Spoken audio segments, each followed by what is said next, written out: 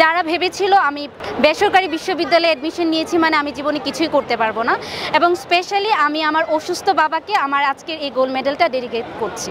আমি হচ্ছি ফারহানা আক্তার মিতু, আমার দেশের বাড়ি হচ্ছে সিলেট সুনামগঞ্জ, এবং আমি প্রাইম ইউনিভার্সিটি থেকে আজকে গ্র্যাজুয়েশন কমপ্লিট করেছি এবং আমি সম্মানীয় গোল্ড মেডেল পেয়েছি।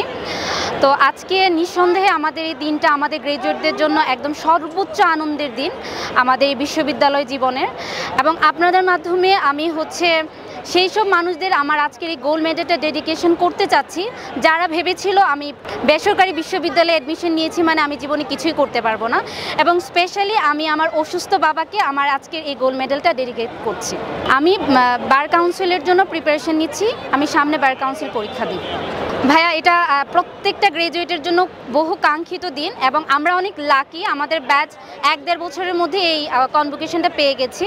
সো আমরা খুব খুব খুশি। জার্নি অবশ্যই খুব সহজও ছিল না, আমার শুরু থেকে ইচ্ছা ছিল যে আমি একটা গোল্ড মেডেল পাবো এবং আমার এই মেডেলটা আমি আমার বাবার হাতে দিব। অনেক কষ্টের পরে অনেক মানে কষ্টের এবড়ো থেবড়ো রাস্তা পেরিয়ে আজকে আমি আজকের এই দিনটাই দাঁড়িয়ে আছি।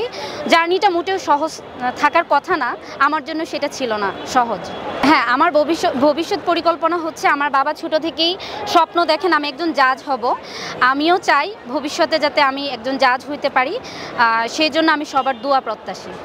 নতুনদের জন্য উপদেশ থাকবে, আসলে যে যাই করি না কেন সবাইকে আগে পড়াশোনায় মনোযোগ দিতে হবে। আমি পাশাপাশি অনেক কিছু করেছি, কিন্তু আমি সব সময় চেষ্টা করেছি আমার স্টাডি হচ্ছে আমার ফার্স্ট প্রায়োরিটি, দেন আমি বাকি সব কিছু মেনটেন করেছি।